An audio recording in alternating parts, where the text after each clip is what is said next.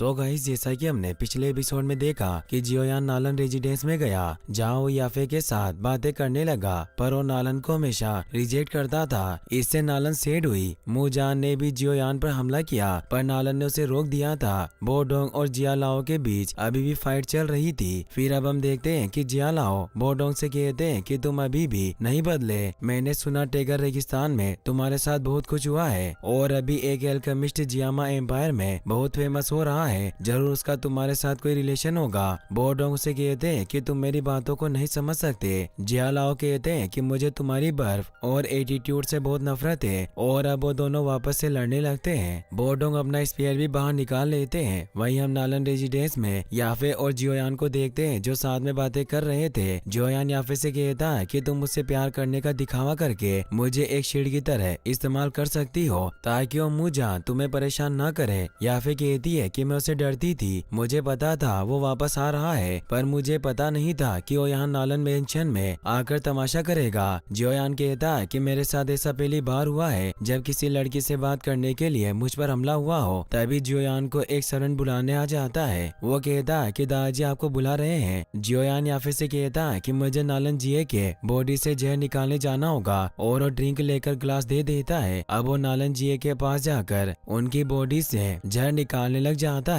बाहर याफे के पास टेंग शान आते हैं जो उसे कहते हैं कि तुम क्या सोच रहे हो, मुझे लगता है कि वो लड़का जियोयान तुम्हारी आंखों में बसा हुआ है। याफे कहती है कि आप क्या कहना चाहते हैं। ग्रेट हेडर कहते हैं कि वो लड़का बहुत अच्छा है, तुम मुझसे प्यार कर सकती हो, इससे मुझे कोई आपत्ति नहीं होगी। याफे उन्हें कहती है कि मेरे मन में जियोयान के प्रति उस तरह की फीलिंग्स नहीं है, हम दोनों सिर्फ दोस्त हैं। टेंग शान कहते हैं कि अगर फीलिंग्स नहीं है तो उन्हें जगाया जा सकता है। तुम्हें पता होना चाहिए कि हमारे जैसे बड़े परिवारों में बहुत कम ही लव मैरिज होती है। हमारे मेटा परिवार के लिए ये सौभाग्य की बात होगी कि तुम ऐसे व्यक्ति से शादी करो जो सुटेबल हो, इससे तुम्हें परिवार भी मंजूरी दे देगा। और मैं पहले बहुत दुखी था क्योंकि जियोयान के आने से पहले परिवार के सभी एल्डर ने तुम्हारे लाइफ पार्टनर के वोट ज्यादातर मुजान को दिए थे, इसीलिए सब कुछ तुम पर डिपेंड करता है कि तुम क्या करना चाहती हो। या फिर कुछ समझ नहीं आता। वहीं जियोयान नालन जिए के बॉडी से सारा जहर निकाल देता है और अब उन्हें काफी अच्छा फील हो रहा था। वो जियोयान को थैंक्स कहते हुए बताते हैं कि मुझे पता है कि ये सब कुछ तुमने 7 मैजिक ब्लू स्पिरिट सेलिब्रेशन के लिए किया है, पर मेरे जीवन की तुलना उस गांव से नहीं की जा सकती। इसीलिए मैं तुमसे वादा करता हूँ कि अगर मुझे फ्यूचर में मौका मिला तो मैं तुम्हारे एहसान को वापस रिपे कर दूंगा। और वो सर्वेंट को प्राइस लाने को कहते हैं। जियोयान अब नालन जिए के साथ बैठकर चाय पीने लगता है। नालन जिए जियोयान से कहते हैं कि तुम सोच रहे होंगे कि मैंने इतनी जल्दी भोज का आयोजन क्यों किया। जियोयान कहता है कि भले आपका जहर निकल गया हो, पर आपको थोड़ा इंतजार करना चाहिए। नालन जी कहते हैं कि मेरे पास कोई विकल्प नहीं था। नालन परिवार बहुत आलीशान नजर आता है, पर हम पानी में तैर रहे हैं, हमारा परिवार कभी भी डूब सकता है। नालन सु अपने डेड को ये सब बताने से मना करते हैं, पर नालन जी उसे कहते हैं कि जियोयान ने मेरी जान बचाई है, और अगर मुझे जियोयान का दोस्त बनना है तो मुझे कुछ हार्ट टचिंग वर्ड्स कहने होंगे। तो नालन सु बताते हैं कि जियामा एम्पायर में हमारा नालन परिवार अभी थोड़ी अजीब स्थिति में है। जियामा एम्पायर की हर पीढ़ी का शाही परिवार है, पर पूरे एम्पायर में यूनलेंग सेट के पास सबसे मजबूत ताकत है। 3 साल पहले नालन के यूनलेंग सेट की यंग लेडी बनने के बाद बाकी की रॉयल फैमिली का रवैया हमारे प्रति बुरा हो गया था। वो पिताजी की बीमारी का फायदा उठाना चाहते थे, और अगर मेरे पापा ठीक नहीं होते तो मुझे डर था कि हम इस जियामा एम्पायर की इंपियर कैपिटल में पैर भी नहीं रख पाते। नालन जी कहते हैं कि अब उन लोगों से डरने की कोई जरूरत नहीं है, और एक बार मेरी पोती नालन ने यूनलेंग सेक्ट में सेक्ट मास्टर की पोजीशन हासिल कर ली तो हमारा कोई कुछ नहीं बिगाड़ पाएगा। मैंने अब तुम्हें सब कुछ बता दिया है, क्या अब हम दोस्त हैं। जियोयान कहता है कि मैं सिर्फ एक छोटा सा एल्केमिस्ट हूँ। तो नालन जी कहते हैं कि तुम एक जीनियस एल्केमिस्ट हो जिसने एक हेवनली फ्लेम को भी प्राप्त कर लिया है, और तुम इस पूरे जियामा एम्पायर में अकेले हो। निश्चित तौर पर तुम फ्यूचर में गुए से भी बहुत आगे निकल जाओगे। और अब सर्वेंट जियोयान का इनाम लेकर आ जाती है। जियोयान 7 मैजिक ब्लू स्पीड को देखकर खुश होता है। नालन जी बताता है कि इस इंग्रेडिएंट को एल्केमिस्ट फायर की मदद से लिक्विड में प्यूरिफाई कर सकते हैं जो वीक सोल को रिकवर कर सकती है, और हमें इसे पाने में बहुत मेहनत लगी। और ये इंग्रेडिएंट मुझे तभी मिला था जब मुझ पर उस बिस्ट ने हमला किया था और मेरी बॉडी में फायर पॉइजन चला गया,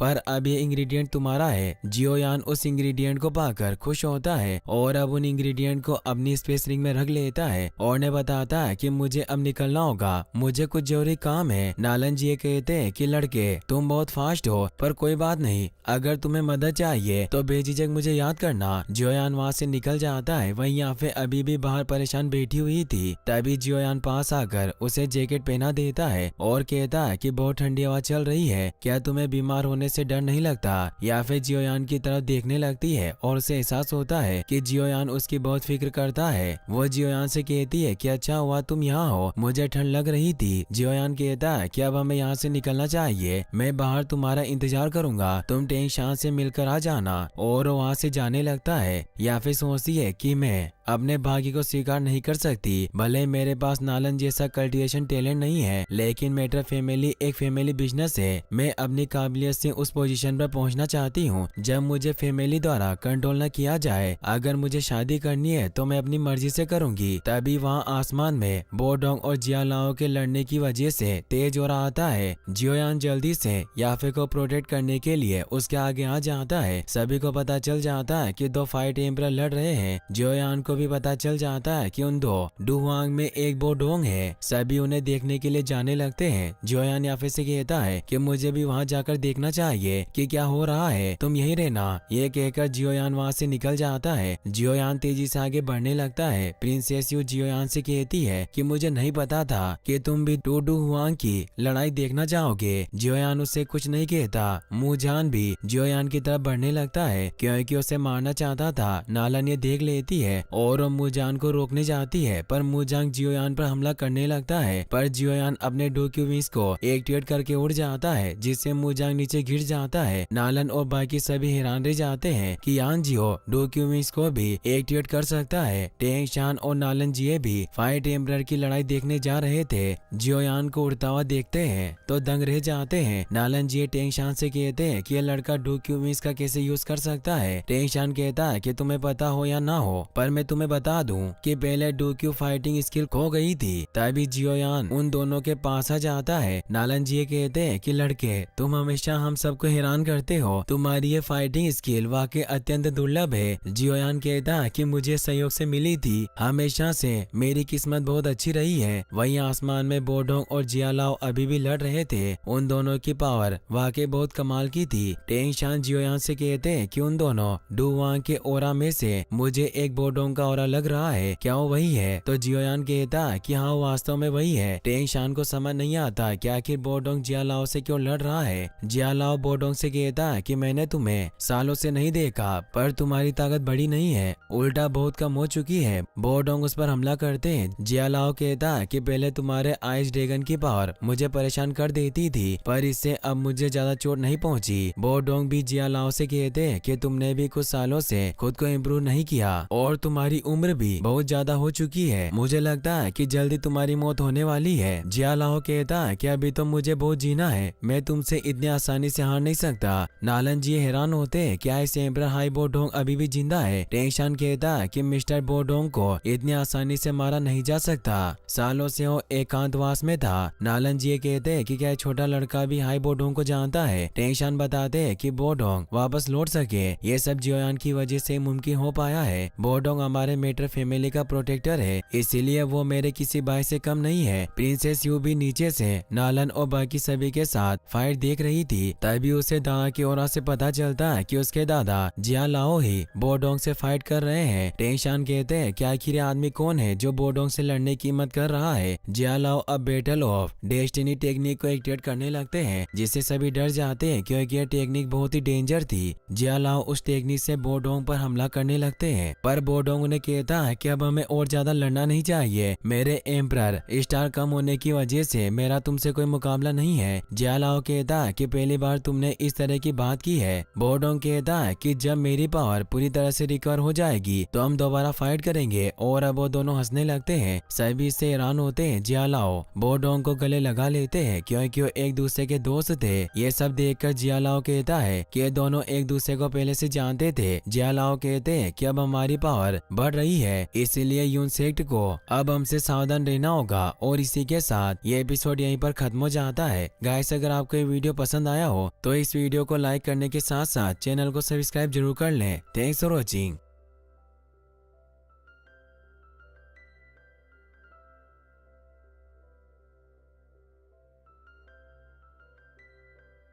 सो गाइस, जैसा कि हमने पिछले एपिसोड में देखा कि जियो यान ने एल्केमिस्ट इटर्नल एग्जाम में पार्ट लिया था, जिसमें उसने 9 स्कोर किया, जिससे सभी हैरान रह गए थे। फिर वो नालन जिए के शरीर से जहर निकालने के लिए नालन रेजिडेंस गया, पर वहां उन्होंने बोझ का आयोजन किया था, इसीलिए जियो यान वहां से निकलने वाला था, पर याफे ने उसे रोक लिया। वहीं बोडोंग और जिया लाओ भी आपस में लड़ने लग गए थे। फिर अब हम देखते हैं कि नालन जियो यान और याफे को कहती है कि तुम दोनों बातें करो और मैं अंदर जाकर दूसरे मेहमानों का स्वागत करूंगी। या फिर जियोयान से कहती है कि तुम बहुत सख्त आदमी हो, तुमने नालन के सामने मेरे हाथ से वाइन छुड़ा ली। जियोयान याफे से पूछता है कि तुम यहाँ क्या लेने आई हो। याफे उसे बताती है कि नालन जिये धीरे धीरे ठीक हो रहा है और ये नालन फैमिली के लिए बहुत ही अच्छी बात है, इसीलिए उन्होंने सिर्फ हमारे मेटर फैमिली को ही नहीं बल्कि जियामा एम्पायर की सभी फेमस हस्तियों को भोज पर बुलाया है। जियोयान उसे कहता है कि अभी नालन जिये की बॉडी से जहर पूरी तरह से निकला नहीं है और वो पहले ही जश्न मना रहे हैं। या फिर जियोयान से कहती है कि मुझे उम्मीद नहीं थी कि तुम नालन जिये की बॉडी से जहर निकाल पाओगे, ऐसा जहर जिसे पिल किंग गुहे भी नहीं निकाल सका, इसीलिए पूरे जियामा एम्पायर में तुम फेमस हो गए हो और सभी तुम्हारी बातें कर रहे हैं। जियोयान कहता है कि अगर नालन फैमिली 7 मैजिक ब्लू इंग्रेडिएंट का इनाम नहीं रखती तो मैं यहाँ कभी भी नहीं आता। या फिर कहती है कि तुम्हें मेरे साथ अंदर चलना चाहिए, मेरी फैमिली के ग्रेट एल्डर तुमसे मिलना चाहते हैं क्योंकि तुमने एक फायर टेम्परर को अपना प्रोटेक्टर बना रखा है। जियोयान कहता है कि मुझे कोई दिलचस्पी नहीं है। या फिर उसे हाथ पकड़कर रोक लेती है और कहती है कि मैंने तुम्हारी बहुत मदद की है और अगर तुम मेरे साथ अंदर नहीं चले तो मेरी बहुत बदनामी होगी, इसीलिए क्या तुम मेरा साथ नहीं दोगे। जियोयान मान जाता है और कहता है कि मैं तुम्हारे साथ रहूंगा। फिर वो दोनों अंदर आ जाते हैं जहाँ प्रिंसेस यू और लिंग भी आए हुए थे। नालन परिवार के मुखिया नालन सु सभी को धन्यवाद देते हैं और बताते हैं कि आज मेरे पिताजी के ठीक होने की खुशी में जश्न मनाया जा रहा है। नालन जिये भी सभी को यहाँ आने के लिए थैंक्स कहते हैं और उसे बताते हैं कि कुछ लोग सोचते थे कि नालन परिवार का ये ओल्ड मैन अब बच नहीं पाएगा और अब उन्हें मेरे जिंदा होने से बहुत निराशा होगी कि फायर पॉइजन भी नालन जिये को कुछ ना कर सका। सभी इससे हंसने लग जाते हैं। या फिर जियोयान को मेटर फैमिली के मुखिया टेंग शान से मिलवाती है। टेंग शान जियोयान से मिलकर खुश होते हैं और उसे बताते हैं कि मैंने तुम्हारे बारे में बहुत कुछ सुना है, मुझे तुमसे मिलकर बहुत खुशी है और अगर तुम्हें हमारे मेटर फैमिली से कुछ मदद चाहिए तो तुम बेझिझक याफे को बता सकते हो। उन दोनों को हाथ मिलाता देखकर नालन जिये को बुरा लगता है और वो नालन से कहते हैं कि वो बूढ़ी लोमड़ी याफे भी जियोयान को जानती है, हो सकता है कि उसको उसमें दिलचस्पी हो। नालन उन्हें कहती है कि याफे ने ही यान जियो को आपका इलाज करने भेजा था। नालन जिये कहते हैं कि यान जियो की क्षमताएं बहुत ज्यादा है और फ्यूचर में बहुत ज्यादा पावरफुल और फेमस होगा।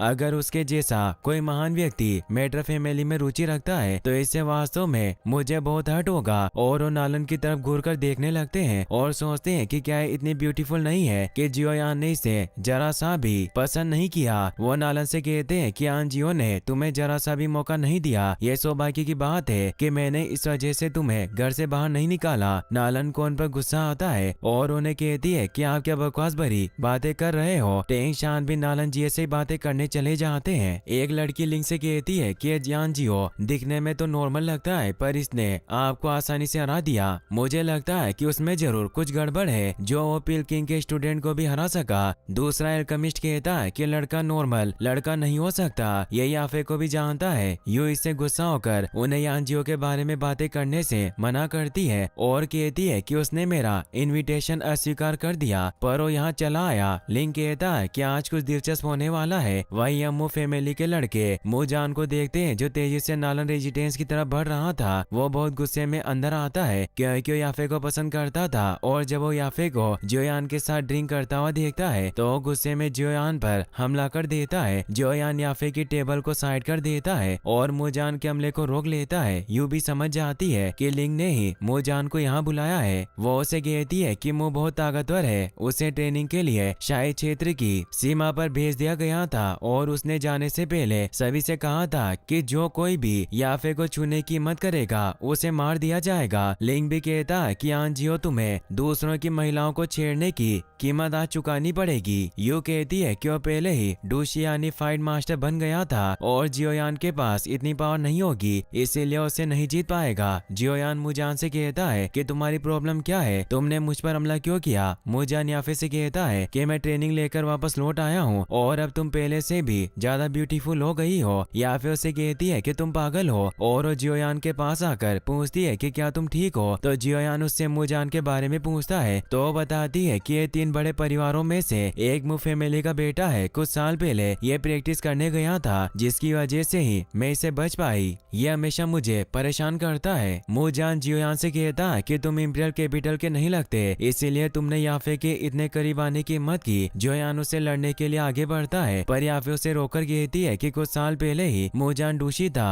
और इसकी ताकत अब और भी ज्यादा बढ़ गई होगी। जियोयान कहता है कि मैं इसे संभाल लूंगा और वो मूजान से फाइट करने लग जाता है। यू कहती है कि जियोयान वास्तव में बहुत ही बहादुर आदमी है, इससे बिना डरे ही उसे लड़ाई की चुनौती दे दी। जियोयान मूजान से नहीं जीत रहा था, इसीलिए अपने पर्पल फ्लेम व्हीप को बाहर निकाल लेता है और जैसे मूजान उस पर हमला करता है तो जियोयान उसे रोक लेता है और दोनों की पावर एक दूसरे से टकराने की वजह से वो दूर हो जाते हैं। मूजान को इससे और ज्यादा गुस्सा आ जाता है और जियोयान से कहता है कि भले तुम पावरफुल हो, पर तुमने मेरी औकात को छूने की हिम्मत की, और वो अपनी डूक्यू आर्मर को एक्टिवेट कर लेता है। इससे सभी चौंक जाते हैं क्योंकि वो दा डूशी यानी फाइट ग्रैंड मास्टर बन गया था। या फिर मूजान को रोकने के लिए कहती है, पर मूजान नहीं सुनता और कहता है कि इसने तुम्हें छुआ है, इससे आज मरना ही होगा। जियोयान भी अपनी एवनली फ्लेम को एक्टिवेट करने लगता है, पर तभी वहाँ नालन आ जाती है जो अपनी 1000 ऑफ ब्लेड विंड टेक्निक से मूजान को रोक देती है और जियोयान के आगे आकर खड़ी हो जाती है। मूजान नालन से कहता है कि हम 2 साल से नहीं मिले, लगता है तुम पहले से ज्यादा मजबूत हो गई हो। जियोयान भी सोचता है कि नालन ने भी इन 3 सालों में खुद को बहुत इम्प्रूव किया है। नालन मूजान से कहती है कि हाँ जियो हमारी फैमिली का मेहमान है, इसीलिए तुम्हारी बेशर्मी को बर्दाश्त नहीं किया जाएगा। मूजान कहता है कि अगर आज नालन नहीं होती तो तुम्हें कोई नहीं बचा सकता था, इसीलिए तुम याफे से दूर रहना, वरना मैं तुम्हें नहीं छोड़ूंगा। जियोयान कहता है कि तुम कभी भी मुझसे लड़ने आ सकते हो। मूजान इससे हैरान होकर कहता है कि तुम्हें बहुत हिम्मत है। तभी वहाँ नालन जी भी आ जाते हैं जो मूजान से कहते हैं कि पिछले 2 सालों में तुमने अपने अहंकार को थोड़ा सा भी कम नहीं किया है। क्या तुम नहीं जानते कि यह हमारी नालन फैमिली का पहले से। मूजान उनसे माफी मांगते हुए कहता है कि कृपया नाराज ना हो, मैं तो सिर्फ इस लड़के की एबिलिटीज को आजमाना चाहता था। यहाँ जो भी नुकसान हुआ मैं उसे ठीक करवा दूंगा। नालन जी कहते हैं कि मैं तुम्हें साफ साफ बताता हूँ कि एक छोटा दोस्त यान जियो मेरे परिवार का मुख्य अतिथि है, भले ही तुम्हारे परिवार में कितने ही पागल लोग हों। अगर तुमने यान जियो को कुछ किया तो हम चुप नहीं बैठेंगे। टेंग शान भी वहाँ जाते हैं, जिन्हें देखकर मूजान डर जाता है। वो मूजान से कहते हैं कि तुमने वापस आते ही परेशानी खड़ी कर दी, इसीलिए मैं तुम्हारे पिता मूचेन को वापस से तुम्हें बॉर्डर पर भेजने को कहूंगा। मूजान उनसे माफी मांगता हुआ कहता है कि ऐसा मत करना। तो टेंग शान कहते हैं कि छोटा यान जियो मेरे परिवार का बहुत ही खास दोस्त है, आज के बाद इसे परेशान मत करना। यू और लिंग इससे हैरान होते हैं कि यान जियो को सभी काफी पसंद करते हैं और सभी बड़े बड़े परिवारों को जानता है। टेंग शान मूजान से कहते हैं कि अगर तुमने जियोयान को कुछ किया तो मूचेन भी तुम्हें नहीं बचा पाएगा। मूजान उनकी बात समझ जाता है और वो सोचता है कि आखिर लड़का कहाँ से आया है जो सभी इसकी साइड ले रहे हैं। टेंग शान और नालन जिये ये सब जियोयान को इम्प्रेस करने के लिए कर रहे थे। नालन जिये जियोयान से कहते हैं कि तुम न केवल पिल रिफाइनिंग में टैलेंटेड हो, बल्कि तुम लड़ने में भी बहुत अच्छे हो। टेंग शान भी याफे से कहते हैं कि तुम जियोयान को कुछ इंग्रेडिएंट देना जो इसके डेवलपमेंट के लिए अच्छे होंगे। टेंग शान और नालन जिये एक दूसरे की तरफ गुस्से से देखते हैं। जियोयान उन दोनों को थैंक्स कहता है और नालन जिये को बताता है कि आज रात आपकी बॉडी से जहर निकालने के बाद आप पूरी तरीके से ठीक हो जाएंगे, इसीलिए जब आप फ्री हो तो जहर निकलवाने के लिए मुझे बुला लेना। और वहाँ से जाने लगते हैं। या फिर नालन को थैंक्स कहती है कि तुमने यान जियो की जान बचाई। नालन को लग रहा था कि जियोयान भी थैंक्स कहेगा, पर वो अपना मुंह फेर लेता है। नालन इससे समझ आती है कि जियोयान को उसकी मदद करना अच्छा नहीं लगा। नालन जिये भी इससे सैड होते हैं कि नालन ने वापस यान जियो को नाराज कर दिया। टेंग शान याफे से कहते हैं कि तुम जियोयान के साथ रहकर इसका ख्याल रखो और अब मैं तुम्हें परेशान नहीं करूंगा। ये कहकर वहाँ से चले जाते हैं। जियोयान याफे से कहता है कि शायद ग्रेट एल्डर ने हम दोनों को गलत समझा है। याफे कहती है कि हमें कहीं और चलकर बातें करनी चाहिए और वो दोनों वहाँ से दूर आ जाते हैं। मूजान को जियोयान पर बहुत गुस्सा आ रहा था, पर वो कुछ भी नहीं कर सकता। वहीं हम जियोयान और बोडोंग को देखते हैं जो अभी भी एक दूसरे से लड़ रहे थे। बोडोंग अपने स्पाइक से जियालाओ पर हमला करते हैं, पर जियालाओ अपनी तेज स्पीड से बच रहे थे, पर बोडोंग ने चालाकी से उन पर पत्थर गिरा दिए जिससे वो उनके नीचे दब जाते हैं और बोडोंग लगातार उन पर हमला करते रहते हैं, पर जियालाओ को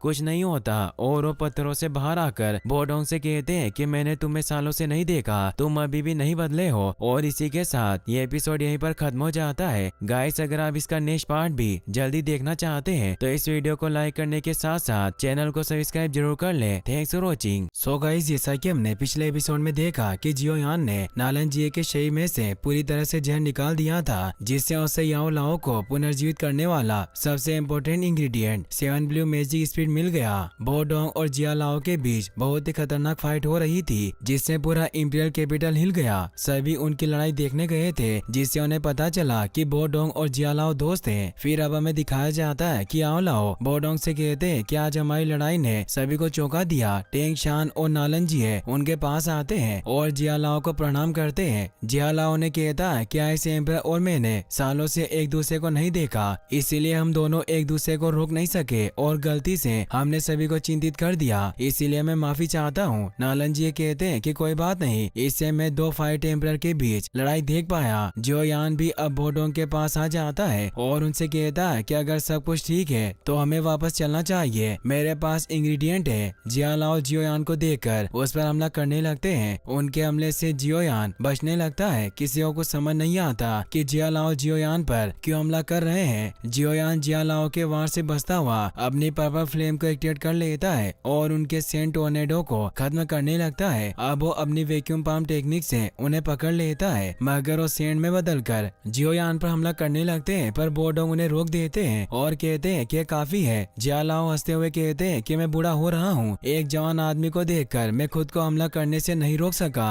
और वो जियो यान से कहते हैं कि मुझे आशा है कि तुम मुझे ब्लेम नहीं करोगे। जियो यान कहता है कि मैं आपको दोष नहीं दूंगा, बल्कि इसे एक आशीर्वाद के तौर पर लूंगा। मुजान सभी से कहता है कि क्या जियो यान ने जिया लाओ के हमले को चकमा दे दिया। यू इससे गुस्सा हुई कहती है कि मेरे दादाजी को हर कोई आसानी से छू नहीं सकता, तुमने देखा नहीं, मेरे दादाजी ने उस पर दया दिखाई। जिया लाओ बो डोंग से कहते हैं कि तुम कुछ सालों से गायब थे, पर मुझे पता चला कि तुमने अपना एक मजबूत स्टूडेंट ढूंढ लिया है जिसे तुम ट्रेन कर रहे थे। बो डोंग कहते हैं कि मैं वास्तव में इसके जैसा छात्र चाहता था, पर ये शर्म की बात है कि मेरे क्वालिफिकेशन इतने नहीं है कि मैं इसे सिखा सकूं। सभी से हैरान होते हैं। जिया लाओ सोचते हैं कि आखिर इस बच्चे के पास ऐसी कौन सी एबिलिटी है जो बो डोंग भी इसका मास्टर बनने के योग्य नहीं है। और वो बो डोंग से कहते हैं कि क्या मैं तुम्हारे मास्टर का नाम जान सकता हूँ, शायद हो सकता है कि मैं उसे जानता हूँ। जियो यान उन्हें कहता है कि मास्टर मुझे अपनी पहचान बताने की कभी भी अनुमति नहीं देते, इसलिए मैं आपको उनका नाम नहीं बता सकता। मास्टर खुद को दूसरों से अलग दिखाना नहीं चाहते और वो पहाड़ों पर रहते हैं। जियो यान कहता है कि अगर तुम इंपीरियल कैपिटल में आए हो तो तुम जरूर एल्केमिस्ट कॉन्फ्रेंस में भाग ले रहे होंगे। जियो यान कहता है कि मैं सिर्फ यहाँ मजे करने आया था। बो डोंग सभी से कहते हैं कि आज के लिए इतना ही, अब आप सब जा सकते हैं। और वो जियो यान को वहाँ से चलने को कहते हैं। जियो यान सभी को प्रणाम करके वहाँ से निकल जाता है। बो डोंग से पूछते हैं कि क्या तुम्हें 7 ब्लू मैजिक स्पीड मिल गया, तो जियो यान उन्हें 7 ब्लू मैजिक स्पीड निकाल कर दिखाता है। बो डोंग उसे कहते हैं कि जिया लाओ मुझसे स्ट्रॉन्ग हो गया है और मेडुसा से लड़ते वक्त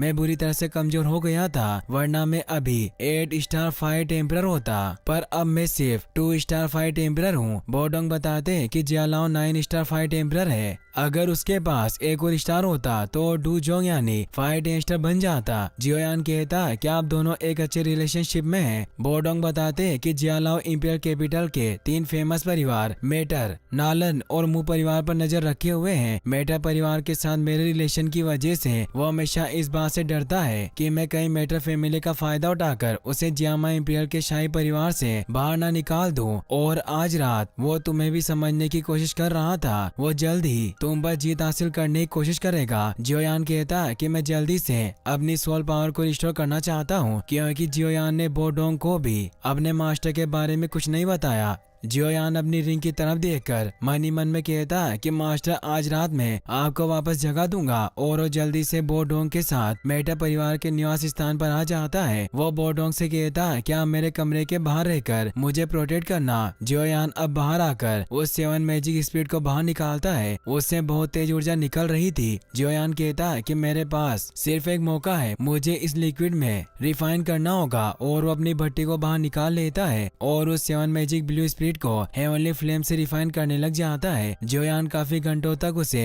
रिफाइन करता रहता है। वहीं फिर हमें चूयून एम्पायर के एल्केमिस्ट को दिखाया जाता है। यह वही एल्केमिस्ट होता है जिसे जियोयान ने शिप पर देखा था। उसका नाम यानली होता है। वो कहता है कि मैंने अपने प्लानिंग के हिसाब से सब कुछ तैयार कर लिया है और अब जियामा एम्पायर के सभी एल्केमिस्ट को मुझसे फेल होने से कोई नहीं रोक सकता। और अब वो उस क्लब से निकल जाता है। तभी हम मेटर फैमिली के एक जासूस को भी देखते हैं जो यानली के पीछे होता है। वहीं जियोयान अभी भी 7 मैजिक ब्लू स्पीड को रिफाइन करने में लगा हुआ था। इतनी देर मेहनत के बाद वो इंग्रेडिएंट अब लिक्विड का रूप लेने लगता है। जियोयान कहता है कि इंग्रेडिएंट वास्तव में सोल पावर को रिस्टोर कर सकता है। मेरी हेवनली फ्लेम के साथ भी इसने इतनी देर तक अपना रियल फॉर्म बनाए रखा। अब वो पिल बनकर तैयार हो जाती है, पर वो बहुत ही पावरफुल पिल थी जिससे उसका कोर भी काफी मजबूत था। पर जियोयान कोशिश करके उस पिल को बाहर निकाल लेता है और उस पिल को अपने मास्टर की रिंग में डाल देता है, जिससे उस रिंग में से चिलिंग फ्लेम निकलने लगती है। जियोयान कहता है कि इस पिल ने काम किया और अब वो रिंग जियोयान के बॉडी से बाहर निकल जाती है और वो कहता है कि मास्टर क्या आप जाग गए हैं। वो रिंग हिलने लगती है और एक तेज ओरा निकलता है। बाहर ओल्ड लिंग भी जियोयान पर नजर रख रहा था। वो रिंग उसे भी जोर से हिट करती है जिससे उसके मुंह पर खून निकल आता है। और ये सब याओ लाओ ने जानबूझकर किया था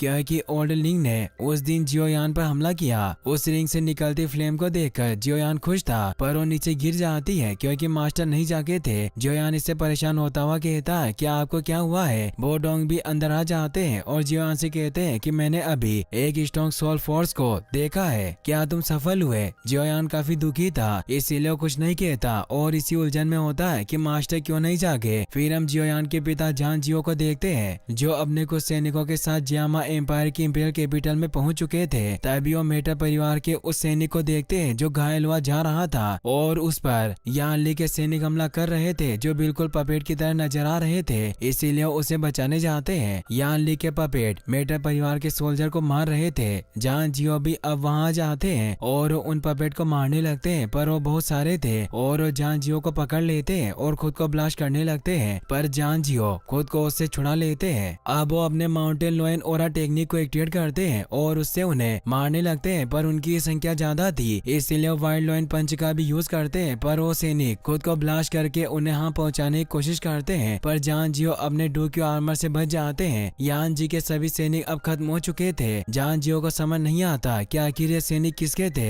और उनके लड़ने का मेथड बहुत ही क्रूएल था। जान जियो के सैनिक भी अब वहाँ जाते हैं। मेटर फैमिली का सैनिक जान जियो को धन्यवाद देता है। जान जियो से कहते हैं कि तुम मेटर फैमिली से हो, तुम याफे को तो जानते होंगे। सैनिक कहता है कि बेशक मैं उन्हें जानता हूँ, वो हमारी एल्डर है। जान जियो से कहते हैं कि क्या तुम वुटन शहर के लड़के जियोयान को भी जानते हो जो याफे का पुराना दोस्त है। तो सैनिक कहता है कि मैं आपको याफे के पास ले जा सकता हूँ। जान जियो से ये भी पूछते हैं कि जिन सैनिकों ने तुम पर हमला किया वो क्या थे, तो वो बताता है कि वो यूचुन एम्पायर से थे। मैं वहाँ के एक एल्केमिस्ट का पीछा कर रहा था क्योंकि उन्होंने हाल ही में हमारी इंपीरियल कैपिटल में पैर रखा है, इसीलिए मुझे इन्वेस्टिगेशन करने के ऑर्डर मिले थे। मुझे उम्मीद नहीं थी कि वो मुझे मारने की कोशिश करेंगे और अब वो सैनिक उन्हें याफे से मिलवाने के लिए लेकर जाता है। वहीं फिर हम देखते हैं कि आज एल्केमिस्ट कंपटीशन स्टार्ट होने वाला था, इसीलिए सभी स्टूडेंट एल्केमिस्ट ग्राउंड की तरफ बढ़ रहे थे। जियोयान भी बोडोंग के साथ वहाँ जा रहा था। बोडोंग जियोयान से कहते हैं कि 7 मैजिक ब्लू सेलिब्रेशन भी तुम्हारी सोल पावर को रिकॉर्ड नहीं कर सका, इसीलिए तुम्हारी अब क्या योजना है। जियोयान कहता है कि मैं इस कंपटीशन को जीतकर थानविंग स्पीड रेसिपी प्राप्त करूंगा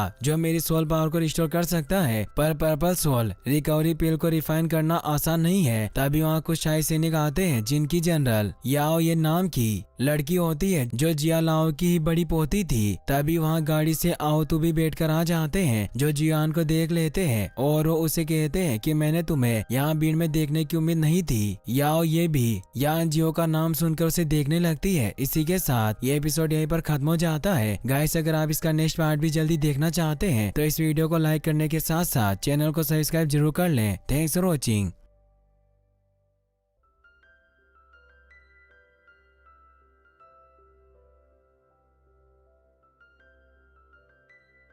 सो गाइस, जैसा कि हमने पिछले एपिसोड में देखा कि जियोयान 7 मैजिक ब्लू स्पीड से पिल बनाने में कामयाब रहा, जिससे याओ लाओ की रिंग भी चमक उठी। पर इससे याओ लाओ जागे नहीं। जियोयान इससे बहुत दुखी हुआ था और अब उसने डिसाइड किया कि वो एल्केमिस्ट कंपटीशन का चैंपियन बनकर थाउनिंग स्पीड रेसिपी को हासिल करके रहेगा, क्योंकि याओ लाओ को जगाने का आखिरी मौका था। फिर अब हमें दिखाया जाता है कि जियोयान के पास आओ तो आते हैं, जो से कहते हैं कितनी देर ढूंढने के बाद आखिरकार तुम मिल ही गए। तुम्हें मेरे साथ चलना होगा क्योंकि प्रेसिडेंट फामा ने तुम्हें वीआईपी रूम में इनवाइट किया है। तभी आओतो की नजर बोडोंग पर जाती है, पर वो उन्हें पहचान नहीं पाते कि आइस एम्परर है, पर उन्हें एक स्ट्रॉन्ग ऑरा महसूस होता है। जियोयान आओतो से कहता है कि आप डरे नहीं, ये मेरे दोस्त हैं, इनका नाम हाई बोडोंग है। आओतो उन्हें नमन करके अपना परिचय देते हैं कि मैं ब्लैक रॉक सिटी से हूँ, और अब वो उन दोनों को अपने साथ लेकर जाने लगते हैं। आओतो जियोयान को बताते हैं कि इस बार बहुत सारे एल्केमिस्ट इस कंपटीशन में हिस्सा लेने वाले हैं। यहाँ लगभग 2000 से भी ज्यादा एल्केमिस्ट होंगे, जो हिस्ट्री के लार्जेस्ट नंबर है। ये कंपटीशन 2 राउंड का होगा। पहला राउंड प्रीलिमिनरी राउंड है और दूसरा फाइनल राउंड है। इस बार मैंने ब्लैक स्टोन सिटी गिल्ड की ओर से तुम्हें चुना है। तुम्हें ज्यादा चिंता नहीं करनी है, बस तुम टॉप 10 में आ जाना। वहीं हम कुछ दूर सभी एल्केमिस्ट में एक लड़की को भी देखते हैं, जिसके साथ ही यानली के पपेट होते हैं, यानी कि यूचन एम्पायर की ओर से एल्केमिस्ट कंपटीशन में हिस्सा लेने वाली थी। सभी को लड़की बहुत ही अजीब लगती है। वो लड़की कह रही थी कि इस दिन का मुझे बेसब्री से इंतजार था। फिर हम एल्केमिस्ट ग्राउंड को देखते हैं, जो बहुत ही बड़ा और खूबसूरत था। आओ तो जियोयान को प्रेसिडेंट फामा के पास वीआईपी रूम में ले जाते। जियोयान फामा से कहता है कि आपसे दोबारा मिलकर मुझे बेहद खुशी हुई। फामा हंसते हुए कहते हैं कि छोटे लड़के, तुम ब्लैक आयरन लीफ को 8 बार रिफाइन कर सकते हो, जो बहुत ही अमेजिंग है। मुझे लगता है कि गुए का चेला लियो लिंग भी तुमसे डरता है कि वो तुम्हें हरा नहीं पाएगा। इस साल वास्तव में बहुत से एल्केमिस्ट इस कंपटीशन में हिस्सा ले रहे हैं। तभी वहाँ बोडोंग आ जाते हैं और फामा से कहते हैं कि तुम अभी भी इतनी लंबी लंबी बातें करना पसंद करते हो। इससे फामा के साथी एल्डा को गुस्सा आ जाता है। वो कहता है कि कौन है जिसने प्रेसिडेंट से इस तरह से बात करने का साहस किया। बोडोंग उनके सामने आ जाता है। फामा कोल्ड ऑरा से पहचान जाते हैं कि ऐसे एम्परर बोडोंग है। बोडोंग ने कहता कि मुझे पता नहीं था कि अब भी तुम मुझे याद करते होंगे। फामा हैरान होते हुए कहते हैं कि लड़के, तुम तो मर गए थे, क्या मेडुसा ने तुम पर हमला नहीं किया था? बोडोंग कहते हैं कि मैं सौभाग्य से बच गया। वो एल्डर भी इससे डर जाता है कि उसने बोडोंग से इस तरह से बात की, इसीलिए चुपचाप वहाँ से निकल जाता है। आओतो को भी याद आता है कि बोडोंग जियामा एम्पायर के 10 मजबूत लोगों में से एक है, और वो इस बात से बहुत हैरान थे कि जियोयान ने इतने मजबूत आदमी से कैसे दोस्ती कर रखी है। तभी वहाँ सैनिकों के साथ जिया लाओ भी आ जाते हैं, जो फामा और हाई बोडोंग को देखकर बहुत खुश होते हैं कि मुझे उम्मीद नहीं थी कि तुम दोनों इतनी जल्दी यहाँ जाओगे। और वो बोडोंग को गले लगाने लगते हैं, पर बोडोंग पीछे हट जाते हैं। तभी वो वहाँ जियोयान को देखते हैं। वो उसे कहते हैं कि तुम तो सिर्फ यहाँ मौज मस्ती के लिए आए थे। जियोयान उन्हें कहता है कि मैं भी इस कंपटीशन में हिस्सा ले रहा हूँ। आओ तो इससे और ज्यादा हैरान होते हैं कि जियोयान जिया लाओ को भी जानता है।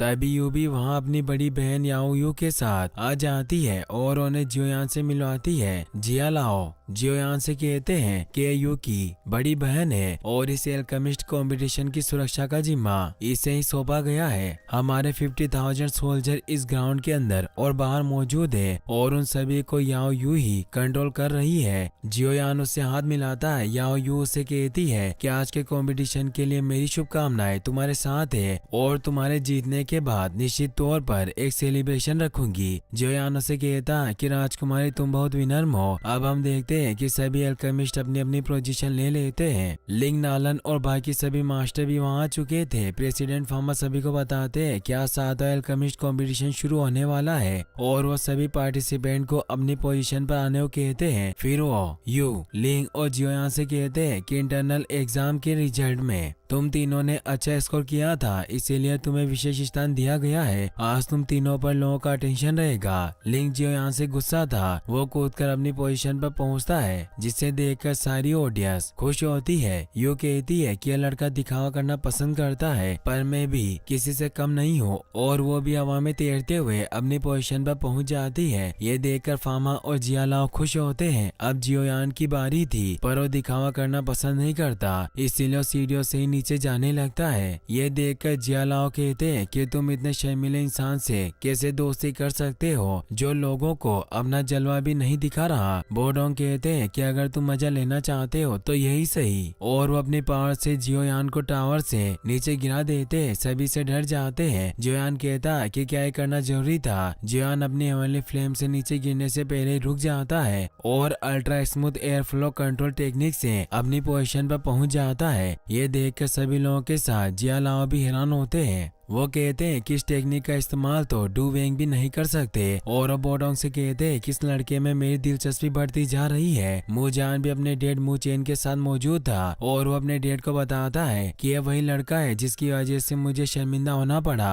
अगर नालन नहीं होती तो मैंने इसे खत्म कर दिया होता। मुचेन अपने बेटे से कहते हैं कि अगर तुम याफे को पसंद करते हो तो अपनी गरिमा बनाए रखो और इस लड़के के साथ मत उलझो, क्योंकि तुम्हारा इससे कोई मुकाबला नहीं है। मुजान उनकी बात मान लेता है। वहीं ग्राउंड के बाहर हम जियालाओ के सैनिकों को देखते हैं, जिन्हें पता चलता है कि उनके एक सैनिक को किसी ने मार दिया, इसीलिए जल्दी से जनरल यू को इस बारे में बताने जाते हैं। फार्मा सभी पार्टिसिपेंट से कहते हैं कि आप सभी की टेबल पर इंग्रेडिएंट और एक रेसिपी मौजूद है, इसीलिए आप सभी को उस रेसिपी की मदद से ही सभी पिल को रिफाइन करना होगा। जोयान कहता है कि इतना बड़ा कंपटीशन है पर ये एग्जाम बहुत आसान लग रहा है, जिसमें हमें सिर्फ एक रेसिपी को फॉलो करना है। फार्मा सभी को समय की घड़ी दिखाते हुए कहते हैं कि जैसे इसमें स्पेसिफाइड टाइम खत्म हो जाएगा वैसे ही पहला राउंड खत्म होगा, और जो कोई भी पिल बनाने में कामयाब नहीं होंगे उन्हें फेल माना जाएगा। और अब वो फर्स्ट राउंड को शुरू करते हैं। सभी एल्केमिस्ट पिल बनाने लग जाते हैं। जोयान भी पर्पल फ्लेम पिल की मदद से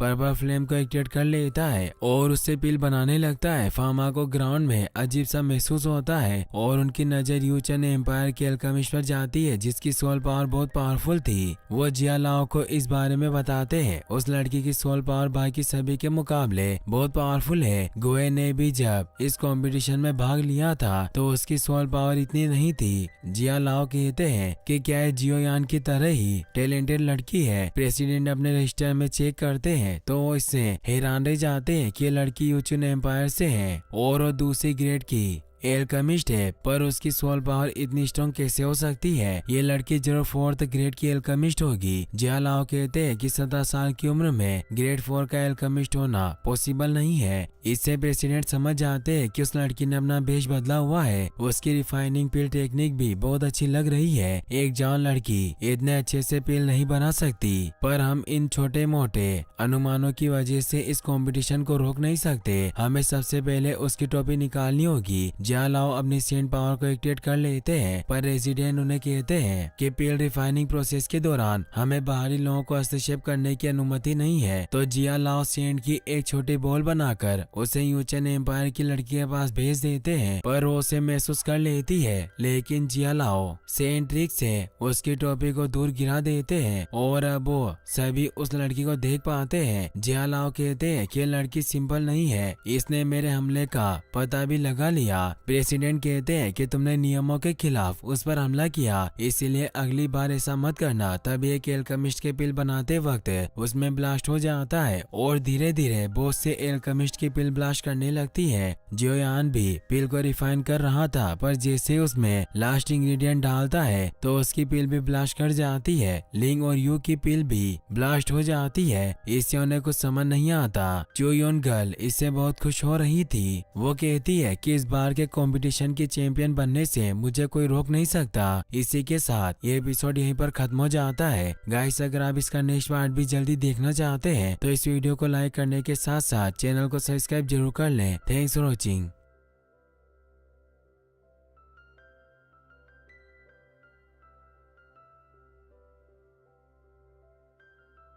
सो गाइस, जैसा कि हमने पिछले एपिसोड में देखा कि एल्केमिस्ट कंपटीशन स्टार्ट हो गया था, जिसमें चुयोन किंगडम की एक लड़की ने भी पार्टिसिपेट किया, पर वो फार्मा और बाकी सभी को बहुत अजीब लग रही थी। उन्हें महसूस हुआ कि वो 4 ग्रेड की एल्केमिस्ट है, पर उसकी उम्र सिर्फ 17 साल थी। और अचानक वहाँ जियोयान के साथ साथ बहुत सारे एल्केमिस्ट की पिल ब्लास्ट हो गई थी। फिर अब हमें बताया जाता है कि जियामा एम्पायर और चुयोन साम्राज्य के बीच अक्सर बॉर्डर पर युद्ध होते रहते हैं। चुयोन किंगडम पॉइजन मास्टर दूसरे को एल्केमिस्ट मास्टर से अलग मानता है। साथ ही पॉइजन मास्टर बहुत ही अहंकारी होते हैं, पर युद्ध में पॉइजन मास्टर पॉइजन पाउडर जैसे खतरनाक मेथड का यूज करते हैं, जिससे बहुत ज्यादा संख्या में जियामा एम्पायर को अपने सैनिकों को खोना पड़ता है। चुयुन किंगडम के कुछ एल्केमिस्ट को छोड़कर बाकी सभी अपनी मेडिसिनल रिफाइनिंग टेक्निक को इम्प्रूव करने में लगे रहते हैं। फिर अब हम देखते हैं कि एल्केमिस्ट कंपटीशन में पार्टिसिपेंट हार मानकर कंपटीशन से बाहर हो जाते हैं, क्योंकि उनकी पिल ब्लास्ट कर गई थी। जियोयान को लगता है कि जरूर इस रेसिपी में कोई गड़बड़ होगी। चुयुन गर्ल हंसते हुए कहती है कि इस बार मुझे चैंपियन बनने से कोई नहीं रोक सकता।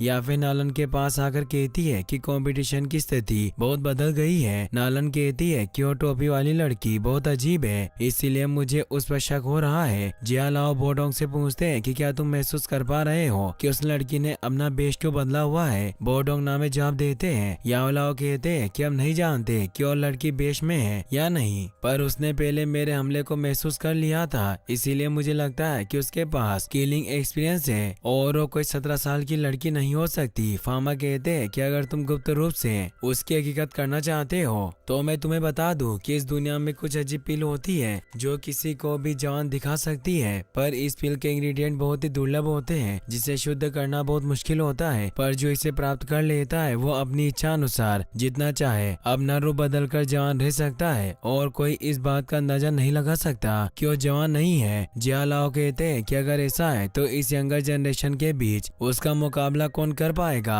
फामा कहते हैं कि हम सिर्फ शक की बुनियाद पर उस लड़की को कंपटीशन से बाहर नहीं कर सकते। जिया लाओ बताते हैं कि अगर यूचुन एम्पायर की लड़की ने कंपटीशन जीत गई तो यह हमारे एल्केमिस्ट गिल्ड के लिए एक झगड़ा नहीं होगा, बल्कि हमारे जियामा एम्पायर की रेपुटेशन को भी खराब कर देगा। तभी वहाँ एक सैनिक याओ यू को आकर बताती है कि हमारे एक सैनिक को किसी ने मार दिया है। याओ यू ये बात अपने डैड को बताती है। एक एक करके अब बाकी एल्केमिस्ट की पिल भी ब्लास्ट करने लग जाती है, जिससे एल्केमिस्ट निराश हो रहे थे। यूचुन गर्ल हंसते हुए कहती है कि तुम सभी नीच लोग हो, तुम मेरा मुकाबला नहीं कर पाओगे। सभी लोग बातें करते हैं कि ये लड़की इतनी अहंकारी क्यों है, जरूर ये चुयुन एम्पायर की होगी, राजकुमारी यू। चुयुन गर्ल से कहती है कि तुम सचमुच पागल हो, तुम्हारे इन घिनौने कामों की सजा तुम्हें मिलकर रहेगी। तो अपने ओरा को फैलाती है, जिससे यू भी डर जाती है। जियोयान सोचता है कि इस लड़की का मेंटल प्रेशर बहुत स्ट्रॉन्ग है, पर मुझे अभी इस पर ध्यान नहीं देना चाहिए, और वो वापस से पिल बनाने लग जाता है। चुयुन गर्ल के इंग्रेडिएंट पिल शेप में आने लगते हैं, जिससे अच्छी स्मेल आ रही थी। इससे यू और लिंग परेशान होते हैं कि उसकी पिल लगभग बनकर तैयार हो गई है। चुयुन गर्ल कहती है कि दूसरे राउंड की कोई जरूरत नहीं है, कोई मेरा मुकाबला नहीं कर सकता, इसीलिए मैं विनर हूँ। और वो जोर से कहती है कि जियामा एम्पायर के एल्केमिस्ट गिल्ड ने मुझे निराश किया है। मुझे उम्मीद नहीं थी कि आपके स्टूडेंट इतने कमजोर होंगे। ये वास्तव में बेकार होने के साथ साथ कचरे का ढेर है। सभी लोगों को उस पर गुस्सा आने लगता है। जियोयान से कहता है कि अभी तक ये तय नहीं हुआ है कि इस पहले राउंड का कौन विनर है, और वो सभी इंग्रेडिएंट को हवा के साथ मिलाकर अपनी पर्पल फ्लेम से पिल बनाने लगता है। फामा कहते हैं कि जियोयान ने रेसिपी की प्रॉब्लम को सोल्व कर लिया है। यू सोचती है कि जियोयान एक ही समय में सभी इंग्रेडिएंट को रिफाइन कर रहा है, पर इसमें बहुत ज्यादा सोल पावर और फायर कंट्रोल की आवश्यकता होती है। लिंक कहता है कि ऐसा करने से समय की बचत होती है, पर 3rd ईयर के एल्केमिस्ट भी अपनी सोल पावर के साथ सभी इंग्रेडिएंट को रिफाइन नहीं कर सकते। फामा कहते हैं कि भले जियोयान जोखिम उठाकर कम समय में मेडिसिनल लिक्विड को प्यूरिफाई करना चाहता है, पर वो चुयुन गर्ल बहुत तेज है, उसने अपना बिल्कुल भी समय वेस्ट नहीं किया। जियोयान अब उन सभी इंग्रेडिएंट लिक्विड को मिक्स करके पिल का रूप देने लगता है। चुयुन गर्ल कहती है कि भले तुम एक ही समय में बहुत सारे मेडिसिनल लिक्विड को रिफाइन कर सकते हो, लेकिन फिर भी तुम बहुत स्लो हो। जियोयान अब अपनी एमएलए फिल्म को बाहर निकालता है। ये देखकर वो बहुत डर जाती है। सभी से हैरान होते हुए जियोयान को देखने लगते हैं। चुयुन कहती है कि चाहे कुछ भी हो जाए, पर ये कंपटीशन में जीत कर रहूंगी, और वो तेजी से अपनी रिफाइन पिल को बाहर निकालती है। सभी इससे परेशान होते हैं। फामा कहते हैं कि ये लड़की पिल को रिफाइन करने में कामयाब रही। जियोयान भी अपनी पिल को बाहर निकाल लेता है और वहाँ में ही अपनी फॉर्म में आ जाती है। ये देखकर फामा दंग रह जाते हैं कि जियोयान ने पिल को रिफाइन करने से पहले ही बाहर निकाल लिया। ऐसी स्थिति में पिल हमेशा नष्ट हो जाती है। सभी जियोयान को देखने लगते हैं। जियोयान पिल को सक्सेसफुली रिफाइन कर लेता है और उसे जल्दी से एग्जाम की रिजल्ट मशीन में डाल देता है, जिससे तेज रोशनी निकलती है। चुयुन गर्ल भी ये देखकर जल्दी से अपनी पिल को उसमें डालती है, पर वो लेट हो चुकी थी और जियोयान जीत जाता है। जियोयान ने सबसे पहले पिल को रिफाइन किया था, सभी उसे देखते ही रह जाते हैं। जियामा एम्पायर के सभी लोग इससे बहुत खुश होते हैं। फामा हंसते हुए कहते हैं कि यह लड़का बहुत शानदार है। चुयुन गर्ल को बहुत गुस्सा आता है। याफे कहती है कि यह लड़का वास्तव में पागल है, तो नालन कहती है कि यान जियो को गुस्सा आता है, पर वह अपने गुस्से का यूज लापरवाही से काम करने के लिए नहीं करता। मुझे लगता है कि यान जियो के पास बहुत ज्यादा कॉन्फिडेंस है, जिससे उसने इस तरह की चाल चलने की हिम्मत की। याफे कहती है कि तुम्हारे हिसाब से कंपटीशन कौन जीतेगा? मुझे तो लगता है कि कंपटीशन इस बार जियो यान ही जीतेगा और उससे कोई रोक नहीं सकता।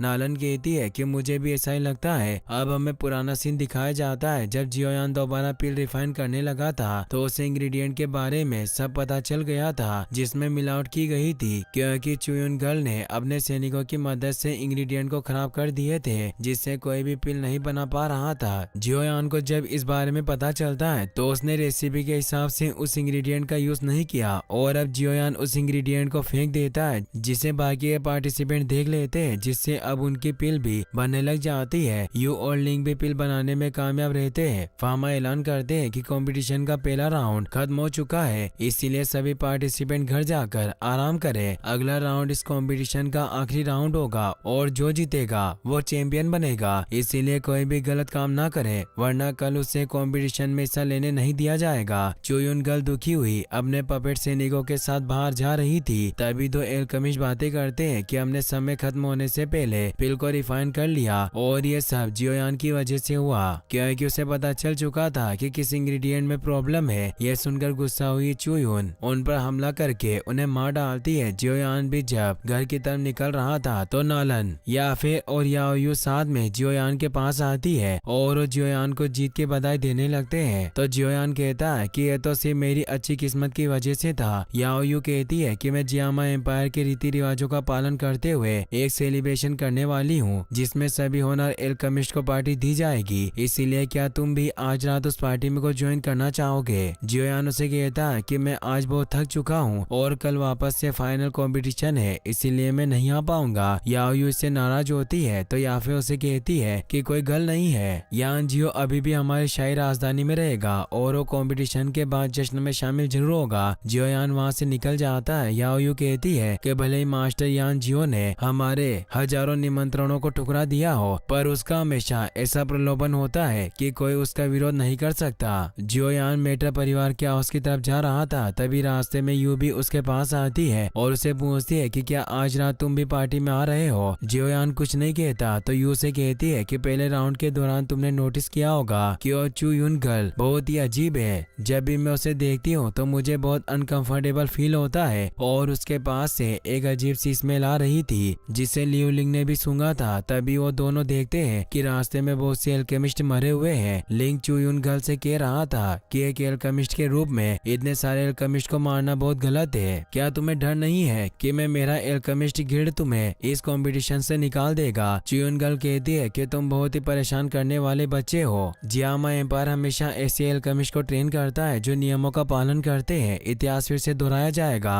और इस कंपटीशन को जीतने के बाद सब लोग मेरे हिस्टोरिकल मोमेंट के गवाह बनेंगे। और वो चारों ओर पॉइजन पाउडर को फैला देती है, जिससे सभी को चक्कर आने लगते हैं और वो बेहोश हो रहे थे। लिंग उस लड़की से कहता है कि आखिर तुम कौन हो, पर वो उसे भी नीचे गिरा देती है और गर्दन पकड़कर कहती है कि मैं तुम्हें याद दिला दूं कि पिल किंग गुहे भी तुम्हें ये कंपटीशन नहीं जिता सकता। तभी उसे कुछ होने लगता है, यानी उसका असली रूप बाहर आ रहा था, पर वो अपने आप पर काबू करने की कोशिश करती है। जियोयान अब अपनी हेवनली फ्लेम को एक्टिवेट करके चुयुन गर्ल पर हमला करने की कोशिश करता है। एक पपेट उसे रोकता है, पर वो हेवनली फ्लेम से जलकर राख हो जाता है। चुयुन गर्ल लिंग को वहीं फेंक कर जियोयान की तरफ बढ़ने लगती है और उसे कहती है कि जहर भी तुम्हारा कुछ नहीं बिगाड़ सकता, तुम्हारे पास हेवनली फ्लेम है। और वो अपने सभी पपेट को जियोयान पर हमला करने भेजती है। जियोयान उनसे बचता है और अपने हेवनली फ्लेम व्हीप से उन्हें मारने की कोशिश करता है, पर वो बचते हुए जियोयान को चारों तरफ से घेर लेते हैं। पर जियो जियोयान उन सभी को अपने वीप से खत्म कर देता है। चुयुन गल वहाँ चारों तरफ डार्कनेस फैलाने लगती है। जियोयान बचने के लिए अपनी अवली फ्लेम को एक्टिवेट कर लेता है और उसकी सारी ब्लैक पावर को खत्म कर देता है। कुछ ही देर में यू को होश आ जाता है और वो देखती है कि जियोयान और चुयुन गल आमने सामने है। वो जियोयान से कहती है कि शायद मैंने बुरा सपना देखा, क्योंकि पहले यहाँ बहुत से एल्केमिस्ट की लाशें पड़ी हुई थी। लिंग भी होश में आ जाता है। वो जियोयान से पूछता है कि क्या हुआ। जियोयान कहता है किस लड़की ने यहाँ जहर फैला दिया था। चुयुन गल कहती है कि यहाँ कोई जहर नहीं है, मैं सिर्फ मजाक कर रही थी, और वहाँ से निकल जाती है। जियोयान को वापस से बर्म होने लगता है, क्योंकि ये सब चुयुन गल के ब्लैक मैजिक की वजह से हो रहा था। सभी एल्केमिस्ट जिंदा थे। इसी के साथ ये एपिसोड यहीं पर खत्म हो जाता है। गाइस, अगर आप इसका नेक्स्ट पार्ट भी जल्दी देखना चाहते हैं तो इस वीडियो को लाइक करने के साथ साथ चैनल को सब्सक्राइब जरूर कर लें। Thanks for watching.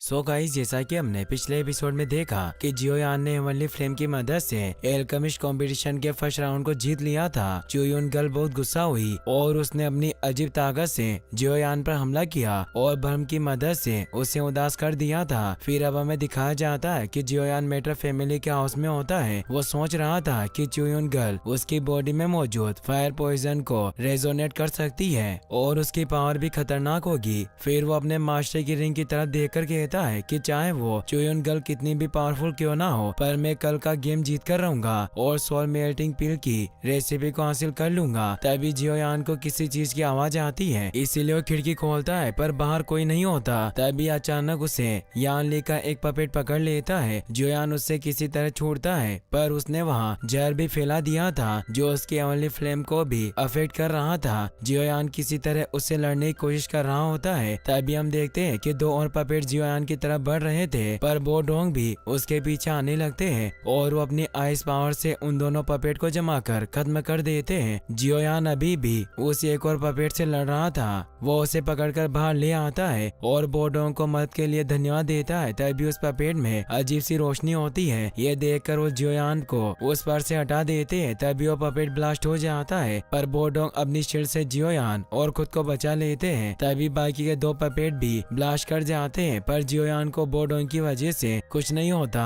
जियोयान कहता है कि मुझे कौन मारना चाहता है जिसने इतना क्रूर तरीका अपनाया। बोडोंग कहते हैं कि पपेट से हमला करना चुयुन एम्पायर की फाइटिंग स्किल है। जियोयान पिल लेकर डूक्यू को सही करता है और कहता है कि ये सब उस लड़की ने किया और ऐसा इसलिए था क्योंकि आज मैंने उसे हरा दिया। बोडोंग वहाँ से जाने लगते हैं। जियोयान उनसे पूछता है कि आप कहाँ जा रहे हो। बोडोंग बताते हैं कि मुझे इस समस्या को जड़ से खत्म करना होगा। जियोयान भी उनके पीछे जाता है। वहीं हम याफे को देखते हैं जो जियोयान के डेढ़ जान जियो के साथ होती है। वो जियोयान के पास जा रही थी, पर सैनिक उन्हें बताता है कि जियोयान बोडोंग के साथ अभी यहाँ से निकल चुके हैं। याफे कहती है कि मैं समझती हूँ वो थोड़ा बिजी है, और वो जान जियो से कहती है कि हमें अंदर बैठकर उसका इंतजार करना चाहिए, और वो अंदर आकर बातें करने लगते हैं। याफे जान जियो से कहती है कि आपने वुटन शहर में मेरी मदद की थी, इसीलिए आपका धन्यवाद। तो जान जियो कहते हैं कि अभी कुछ ही साल हुए हैं और तुम्हें मेटर ऑक्शन हेडक्वार्टर में एडर की पोस्ट मिल गई और तुम भी जियोयान से कम नहीं हो। याफे उन्हें कहती है कि ये सब आपके बेटे जियोयान की वजह से ही हुआ है। जान जियो हैरान होते हुए कहते हैं कि मैं कुछ समझा नहीं। याफे बताती है कि पिछले 3 सालों में जियोयान ने बहुत कुछ झेला है, पर अब वो इंपीरियल कैपिटल में बहुत ज्यादा फेमस एल्केमिस्ट बन चुका है और बहुत सारे पावरफुल परिवार जियोयान को पाना चाहते हैं, जिनमें हमारा मेटर परिवार भी शामिल है।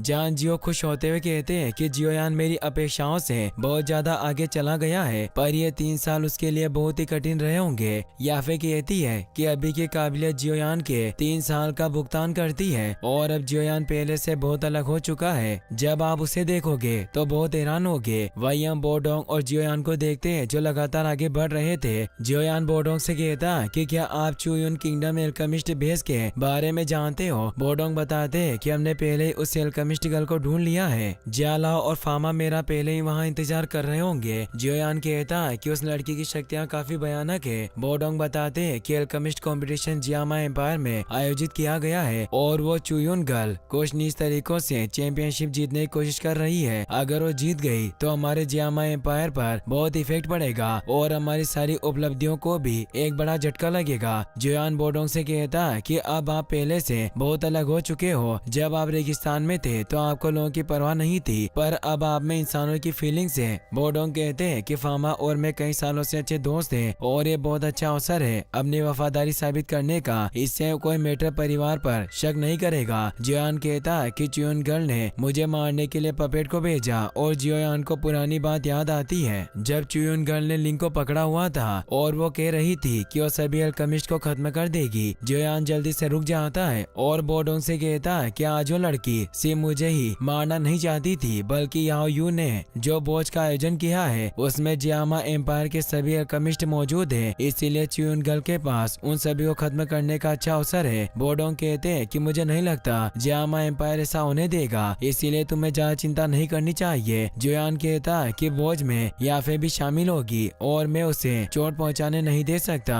और वो इंपीरियल बेवेंकेट की तरफ निकल जाता है। वहीं हमें इंपीरियल बेवेंकेट को दिखाया जाता है जहाँ सभी अल्केमिस्ट भोज का आनंद ले रहे थे। राजकुमारी उस सभी अल्केमिस्ट को बधाई देती है कि तुम सभी अल्केमिस्ट कॉन्फ्रेंस के फाइनल में पहुंचने में सफल हुए। भले चैंपियन केवल एक ही हो सकता है, पर इनडायरेक्टली आप सभी के अमेजिंग रिजल्ट होंगे जिससे फ्यूचर में आप सभी अल्केमिस्ट गिल्ड के मुख्य आधार बनेंगे। इसीलिए जियामा एम्पायर का भविष्य तुम सभी के हाथों में है। तभी हम बाहर देखते हैं कि बहुत सारे पपेट इंपीरियल बेवेंकेट की तरफ बढ़ रहे थे। वही हम चुयुन गर्ल को देखते हैं जो अपने घर पर होती है। तभी वहाँ बोडोंग, फामा और जियालाओ के साथ पहुँच जाते हैं। फामा देखते हैं कि वहाँ एक स्पेशल वेव्स का इस्तेमाल किया गया है ताकि कोई भी अंदर आए तो पता चल सके। जियालाओ उस लो की ट्रिक को खत्म करने लगते हैं, पर बोडोंग उन्हें ऐसा करने से रोक देते हैं और अपनी आइस पावर से एक मिरर बना लेते हैं जिससे वो चुयुन गर्ल को देख पाते हैं। चुयुन गर्ल खुद से कह रही थी कि मैं अपने इस लुक की बहुत आदी हो चुकी हूँ, पर मुझे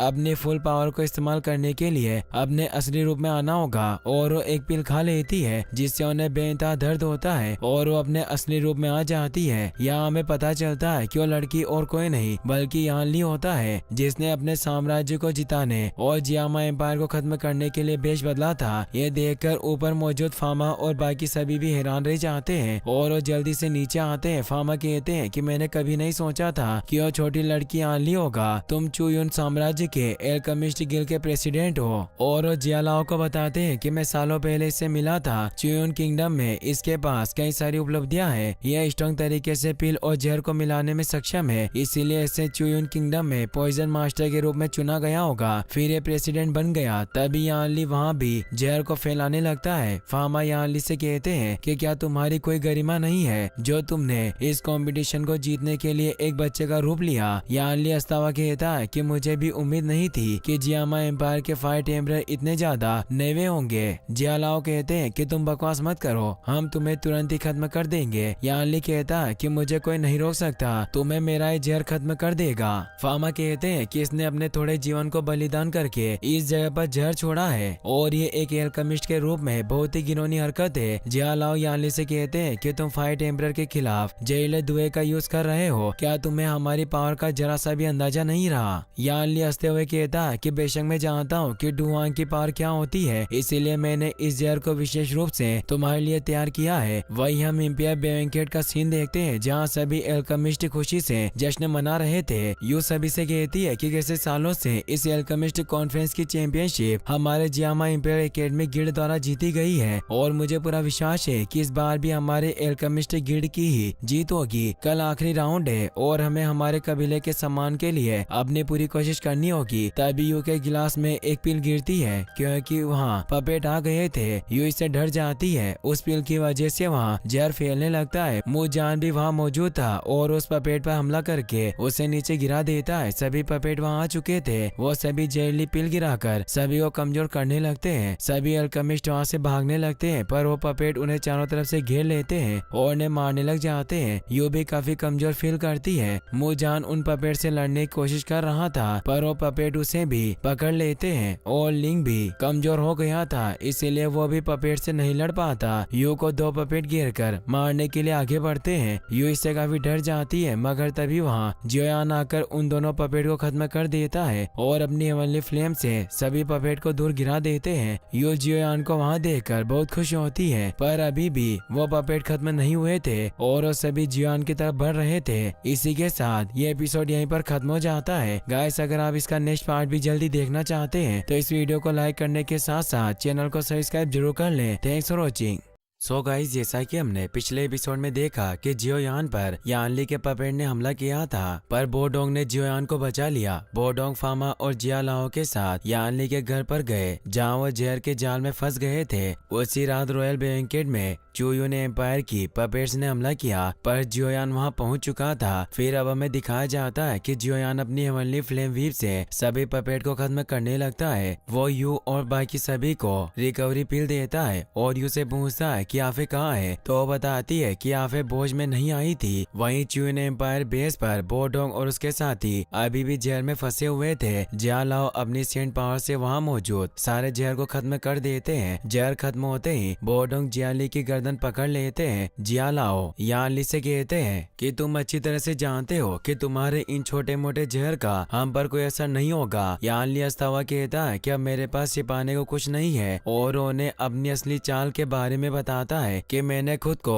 बेनकाब करके तुम्हारा सारा ध्यान मेरे ऊपर खींच लिया। इस साल जियामा एम्पायर के सभी एल्केमिस्ट को रॉयल बैंकेट में भोज के लिए बुलाया गया, जहाँ मामूली शाही रक्षकों के अलावा और कुछ नहीं है। जियामा एम्पायर बहुत समय से कंफर्टेबल रहा है, पर आज के एल्केमिस्ट बोझ को रक्त बोझ में बदल दिया जाएगा। और वो हंसते हुए कहता है कि रॉयल बैंकेट में तुमने आज सभी हुआ और निपुण एल्केमिस्ट को इकट्ठा किया है। अगर आज रात वो सभी मारे जाते हैं तो जियामा इंपिरियल एल्केमिस्ट गिल्ड आने वाले कुछ सालों में पूरी तरीके से खत्म हो जाएगा और तुम हमारे चूयन एम्पायर से जरा सा भी मुकाबला नहीं कर पाओगे। फामा इससे डर जाते हैं और जियालाओ से कहते हैं कि हमें तुरंत रॉयल बैंकेट चलना चाहिए। बोडोंग कहते हैं कि हमने पहले ही सब कुछ संभाल लिया है। वहीं हम रॉयल बैंकेट में देखते हैं कि चूयन पपेट अभी भी जियामा एम्पायर की यंग एल्केमिस्ट पर हमला कर रही थी, पर वो उनसे फाइट करने की कोशिश कर रहे थे। जियालाओ भी उन्हें मार रहा होता है, पर उनकी संख्या काफी ज्यादा थी। बहुत सारे पपेट एक साथ यू और लिंग पर हमला करने लगते हैं, मगर तभी वहाँ याओ यू आ जाती है, जो अपनी पावर से उन सभी पपेट को मारने लगती है। उसके सैनिक भी एक एक करके सभी पपेट को मौत के घाट उतार रहे थे। यू अपनी बहन को देखकर खुश होती है। याओ यू बताती है कि मैं कुछ प्रॉब्लम की वजह से बाहर फंस गई थी, इसीलिए मुझे देर हो गई। तभी यू के पास वाला पपेट ब्लास्ट होने लगता है। यह देखकर जियोयान उस पपेट को दूर फेंक देता है, जिससे यू की जान बच जाती है। तभी एक ब्लू पपेट नीचे उतरता है, जो उन सभी रेड पपेट का लीडर था। वो उन रेड पपेट को ब्लास्ट कराकर याओ यू के सैनिकों को मारने लग जाता है। जियोयान को पता चल जाता है कि ब्लू पपेट सभी पपेट का लीडर है, इसलिए याओ यू से कहता है कि हमें उसे खत्म करना होगा। वो दोनों तेजी से सभी पपेट को मारते हुए ब्लू पपेट की तरफ बढ़ने लगते हैं। सभी पपेट उन्हें रोकने की कोशिश करते हैं, पर वो उन सभी को खत्म करते हुए उस ब्लू पपेट को मार डालते हैं, जिससे सभी रेड पपेट भी खत्म हो जाते हैं। वहीं जियालाओ यानली से कहते हैं कि मुझे पता था कि चूयन किंगडम परेशानी खड़ी करने के लिए हमारी इंपिरियल कैपिटल में आया है। यह बात मुझे एल्केमिस्ट कॉन्फ्रेंस शुरू होने से पहले ही पता चल चुका था, क्योंकि जब तुमने हमारे एक सैनिक को मारकर इंग्रेडिएंट के साथ छेड़खानी की तो मेरी पोती ने मुझे इस बारे में बता दिया था। इसीलिए हमने एक योजना बनाई और सभी एल्केमिस्ट के लिए भोज का आयोजन किया, ताकि तुम उन पर हमला करो और हम तुम्हारे सभी साथियों को खत्म कर दे। फामा कहते हैं कि तुमने बात बड़ी सावधानी से छिपाई। जियालाओ कहते हैं कि मैंने ये सब इसीलिए किया ताकि मेरा प्लान बर्बाद ना हो। तभी यानली वापस से पिल की मदद से छोटी लड़की में ट्रांसफॉर्म हो जाता है। जियालाओ से मारने लगते हैं, मगर फामा उसे रोक लेते हैं। यानली हंसते हुए कहता है कि केवल प्रेसिडेंट फामा ही फ्यूचर के बारे में सोचते हैं। अगर तुम लोग मुझे आज इस रूप में मार दोगे तो जियामा एम्पायर का एल्केमिस्ट गिल्ड अपने साथ ही विनर बन जाएगा और मेरे मर्डर की खबर सभी एम्पायर में फैल जाएगी और तुम्हारा एक कबीला ज्यादा देर तक सर्वाइव नहीं कर पाएगा। जियालाओ कहते हैं कि तुमने रूप बदल कर कॉम्पिटिशन में भाग लिया और ये नियमों के खिलाफ है। यान ली तभी अपने हाथ में रखी हुई एक और पिल को ले लेता है और कहता है कि मैंने अपीयरेंस चेंजिंग पिल को ले लिया है और अब मैं आराम से आधे साल तक इस रूप में बना रह सकता हूँ, जिससे तुम कभी साबित नहीं कर पाओगे कि मैं यान ली हूँ। जियालाओ गुस्से में उसे मारने लगते हैं, पर फामा उसे रोकते हुए कहते हैं कि इसे मारना हमारी एल्केमिस्ट गिल्ड की रेपुटेशन को खराब करेगा, इसीलिए हमें इसे जिंदा रखना होगा और मुझे इस प्रॉब्लम को संभालने दो। जियालाओ मान जाते हैं। फामा यानली से कहते हैं कि आज रात मैंने तुम्हें नहीं मारा, पर इस कॉन्फ्रेंस में जब तुम्हें हमारे एल्केमिस्ट द्वारा हरा दिया जाएगा तो हम तुम्हें खत्म कर देंगे। यानली कहता है कि कोई प्रॉब्लम नहीं है, तुम्हारे एल्केमिस्ट गिल्ड के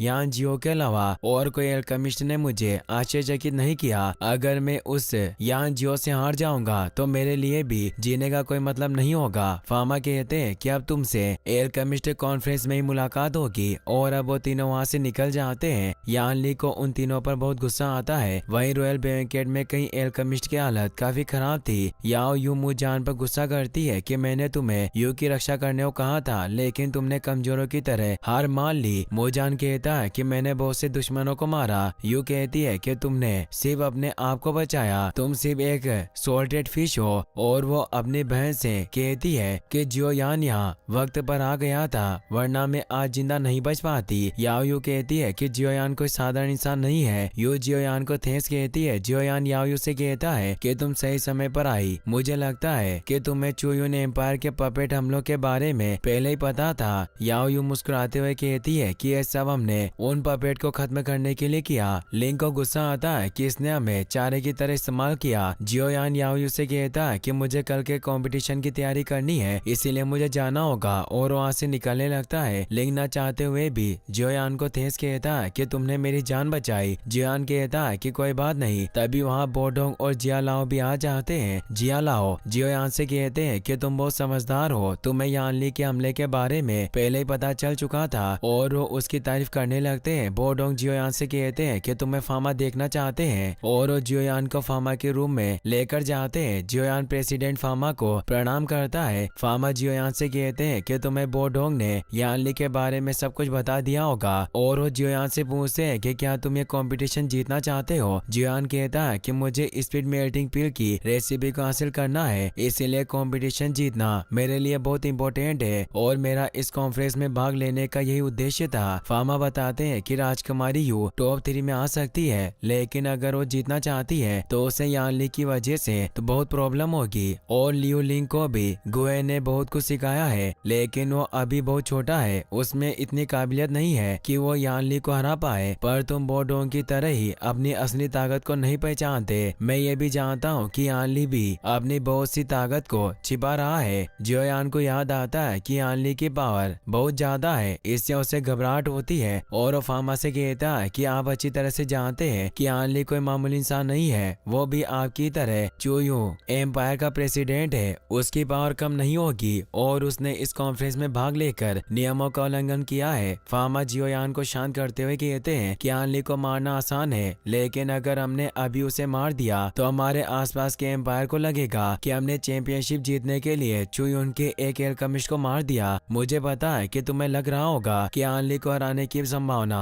बहुत कम है, लेकिन मैं तुम्हें हमारे गिल्ड की ओर से पूछ रहा हूँ कि क्या तुम जियामा एम्पायर के सम्मान के लिए इस गेम को जीतने में हमारी मदद करोगे। अगर तुम जीत नहीं पाए तो तुम्हें स्पीड मेल्टिंग पिल रेसिपी कभी नहीं मिल पाएगी। जियान काफी गुस्सा और भावुक होता है, उसे कुछ समझ नहीं आ रहा था क्योंकि उसे अपने मास्टर को जगाने के लिए कुछ भी करके मेल्टिंग पिल रेसिपी को हासिल करना था। फामा बताते हैं कि कल का मैच पिछले मैच की तुलना में बिल्कुल अलग होगा, इसमें सभी को स्वतंत्र रूप से कॉम्पीट करना होगा, यानी कि इस कंपटीशन में तुम्हें ट्रू एबिलिटी और ज्ञान की मदद से खुद की पिल तैयार करनी होगी। मेरा मतलब है कि कल के फाइनल मैच में हम रेसिपी और इंग्रेडिएंट को उपलब्ध नहीं करवाएंगे, सभी पार्टिसिपेंट को अपने खुद के इंग्रेडिएंट से ही पिल बनानी होगी और जो सबसे अच्छी ग्रेड की पिल को रिफाइन करेगा वो कल विनर होगा। और जहाँ तक मुझे पता है यानली टियर 4 एल्केमिस्ट है, साथ ही वो चुयुन एम्पायर का प्रेसिडेंट है, इसीलिए जोखिम उठाकर टियर 5 पिल बना सकता है, पर मुझे नहीं लगता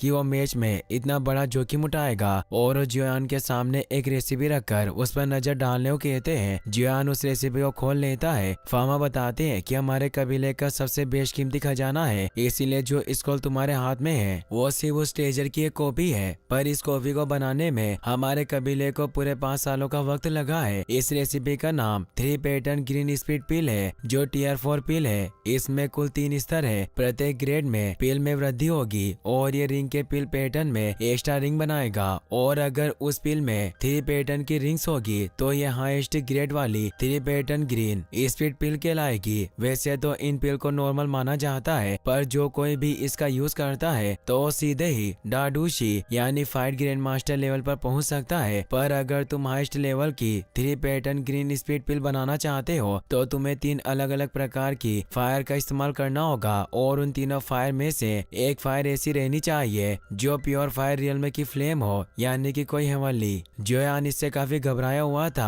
फामा जियोयान से कहते हैं कि तुम कितने श्योर हो कि तुम इस पिल को बना लोगे। जियोयान कहता है कि ऐसी रिफाइन पिल बनाना मेरी क्षमताओं के परे है, पर मैं कम से कम इस पिल को दूसरे स्तर तक बना पाऊंगा। फामा कहते हैं कि ये कुछ नहीं से बहुत बेहतर है, और वो जियोयान को कुछ इंग्रेडिएंट देकर कहते हैं कि कल ये तुम्हें 3 पैटर्न ग्रीन स्पीड पिल को रिफाइन करने में काम आएंगे, और बताते हैं कि अगर तुमने अच्छे से पिल को रिफाइन किया तो तुम्हारे जीतने की संभावना बहुत बढ़ जाएगी। और मैंने तुम्हें जो इंग्रेडिएंट दिए हैं उसमें सभी के 2-2 पीस हैं, यानी कि तुम इस पिल को बनाने में एक बार फेल भी हो गए तो तुम दोबारा कोशिश कर सकते हो। और इसी के साथ ये एपिसोड यहीं पर खत्म हो जाता है। गाइस, अगर आप इसका नेक्स्ट पार्ट भी जल्दी देखना चाहते हैं तो इस वीडियो को लाइक करने के साथ साथ चैनल को सब्सक्राइब जरूर कर लें।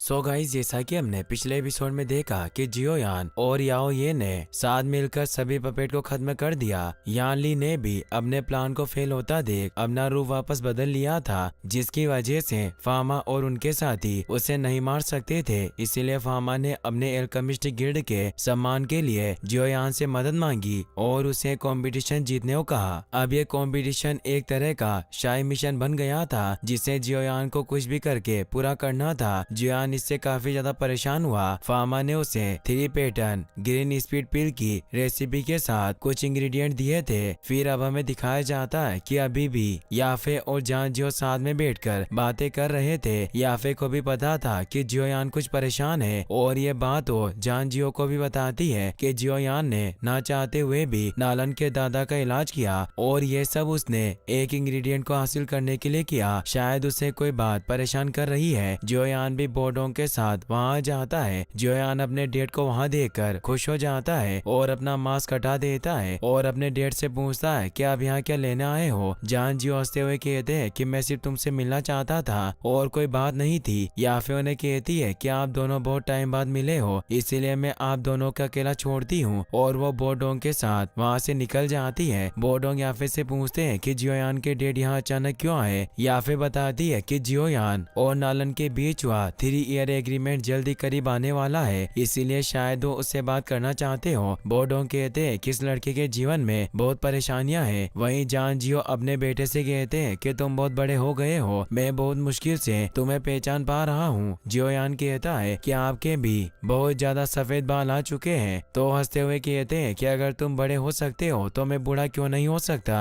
और वो जियोयान को बात करने के लिए तालाब के किनारे लेकर जाते हैं। जियोयान काफी परेशान था क्योंकि उसे अपने मास्टर को जगाने के लिए मेल्टिंग स्पीड पिल रेसिपी को हासिल करना है। जान जियो कहते हैं कि मुझे मौसम अच्छा नहीं लग रहा है, लगता है कुछ ही देर में बारिश होने वाली है। और वो पूछते हैं कि तुम्हारा कल्टीवेशन कैसा चल रहा है। जियोयान कहता है कि मैं जल्दी दाडूशी लेवल पर पहुंच जाऊंगा। जान जियो कहते हैं कि बुरा नहीं है, जल्दी तुम मेरी बराबरी के हो जाओगे। तभी बारिश होने लगती है, इसीलिए वो जल्दी से वहाँ बने टावर के अंदर आ जाते हैं और वो दोनों वहीं बैठ जाते हैं। जियोयान जियोयान को परेशान देखकर जान जियो पूछते हैं कि कल के एल्केमिस्ट कॉन्फ्रेंस की तुम्हारी तैयारी कैसी है। जियोयान बताता है कि मुझे कुछ भी करके कल की चैंपियनशिप जीतनी होगी, ये मेरा आखिरी मौका है। जियोयान को निराश देखकर वो पूछते हैं कि क्या तुम्हें कोई प्रॉब्लम है, क्योंकि तुम कंपटीशन के रिजल्ट की परवाह कर रहे हो, इसीलिए मुझे लगता है कि तुम ये सब किसी महत्वपूर्ण व्यक्ति को बचाने के लिए कर रहे हो, और जहाँ तक मेरा अनुमान है वो व्यक्ति तुम्हारा मिस्टीरियस टीचर होना चाहिए जिसके बारे में तुमने मुझे शहर छोड़ने से पहले बताया था।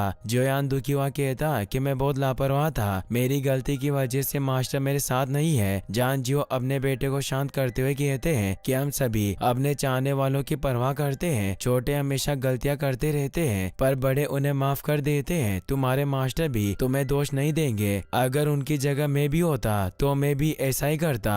फिर अब हमें अगली सुबह का सीन दिखाया जाता है जहाँ जियोयान अपने रूम में सो रहा होता है। बोडोंग उसे बताते हैं कि तुम्हारे पिता रात को तुम्हें यहाँ छोड़कर चले गए थे, मुझे लगता है कि उन्होंने तुम्हें देखकर अपना उद्देश्य पूरा कर लिया और अब हमें कंपटीशन के लिए चलना चाहिए। जियोयान कहता है कि आज आखिरी राउंड है, मैं हार मान नहीं सकता। वही हम एल्केमिस्ट गिल्ड में याओ ये को देखते हैं जिसने आज सिक्योरिटी को काफी ज्यादा बढ़ा दिया था और वो सभी से कह रही थी कि आज कोई भी गड़बड़ी नहीं होनी चाहिए। जिया लाओ फामा से कहते हैं कि हमें इस एल्केमिस्ट कंपटीशन में देरी करके यानली को खत्म कर देना चाहिए, तो फामा कहते हैं कि हमें जियोयान पर भरोसा करना होगा और हम इस कंपटीशन को रद्द नहीं कर सकते, इससे हमारी बहुत बदनामी होगी। सभी पार्टिसिपेंट वहां पहुंच चुके थे लेकिन जियोयान अभी तक नहीं आया था। यानली कहता कि शायद वो डर कर भाग गया होगा, कल बहुत से एल्केमिस्ट भाग गए, जरूर वो भी डर गया होगा। तभी जियोयान बोडोंग के साथ वहां आ जाता है जिससे सभी खुश होते हैं। लोग बातें करते हैं कि चोयोन के एल्केमिस्ट को सिर्फ यही लड़का हराने की काबिलियत रखता है, अगर ये आज इसे नहीं हरा पाया तो जियामा एल्केमिस्ट गिल्ड की बहुत बदनामी होगी। जियोयान ग्राउंड में आकर अपनी पोजीशन ले लेता है, वो जगह ऊपर उठने लगती है ताकि कोई भी प्रॉब्लम खड़ी ना कर सके। फामा सभी को बताते हैं कि इस कंपटीशन का आखिरी राउंड है, इसमें जो जीत जाएगा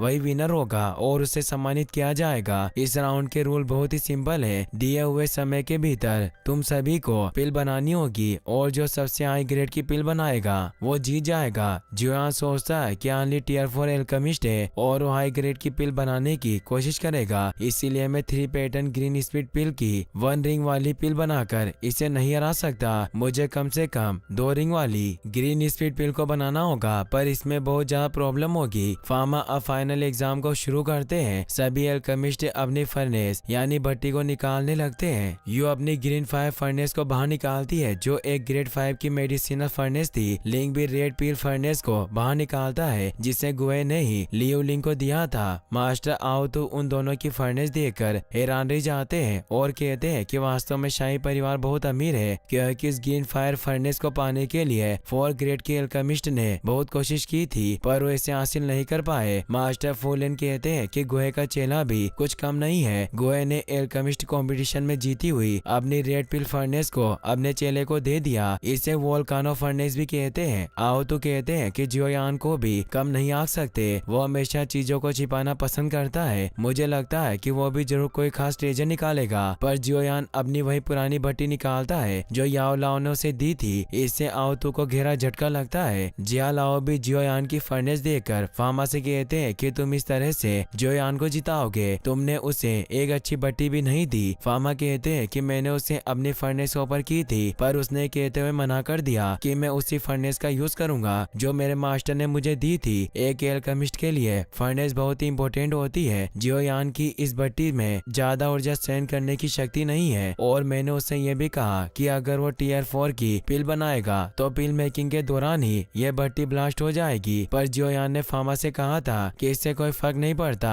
कि आपका फर्नेस कितना अच्छा है, यह सिर्फ आपकी बाहर मदद करेगा, इससे पिल बनाने में कोई फर्क नहीं पड़ता। पिल बनाना एल्केमिस्ट की काबिलियत पर डिपेंड करता है। यू अब अपनी फायर को एक्टिवेट करती है जो ब्लू वाटर फायर होती है। यह fire dragon kingdom guard beast की थी। बोडोंग कहते हैं कि जियामा एम्पायर के शुरुआती दिनों में शाही परिवार के पास बहुत ही पावरफुल बीस्ट थे जिन्होंने कई बार जियामा रॉयल फैमिली को बचाया था, पर मुझे उम्मीद नहीं थी कि वो जानवर अभी तक भी जिंदा होगा। अब एल्केमिस्ट अपनी अपनी फ्लेम को एक्टिवेट कर लेते हैं। यान ली भी अपनी फ्लेम को एक्टिवेट करता है। उसका ऑरा बहुत ज्यादा था जिससे सभी को प्रॉब्लम हो रही थी। वो कहता है कि इस कंपटीशन को जीतने से मुझे कोई नहीं रोक सकता। जियोयान अपने मास्टर से कहता है कि अब मैं भी शुरू करने जा रहा हूँ, मुझे अपना आशीर्वाद दे। और ग्रीन लोटस को और फ्लेम से हेवनली फायर लोटस बनाता है जिसे 10,000 फ्लेम्स नाम से भी जाना जाता है। सभी फ्लेम उस लोटस में जाने लगती है। ये नजारा काफी खूबसूरत था इसीलिए सभी से देखने लगते हैं। फामा कहते हैं कि ऐसा शानदार नजारा मैंने बचपन में देखा था, मुझे उम्मीद नहीं थी कि मैं इसे फिर से देख पाऊंगा। यान ली को समझ नहीं आता कि जियोयान क्या करने की योजना बना रहा है और वो गुस्से में अपनी डार्क एनर्जी को एक्टिवेट करके जियोयान की तरफ भेजने लगता है। इसी के साथ ये एपिसोड यहीं पर खत्म हो जाता है। गाइस, अगर आप इसका नेक्स्ट पार्ट भी जल्दी देखना चाहते हैं तो इस वीडियो को लाइक करने के साथ साथ चैनल को सब्सक्राइब जरूर कर लें। Thanks for watching.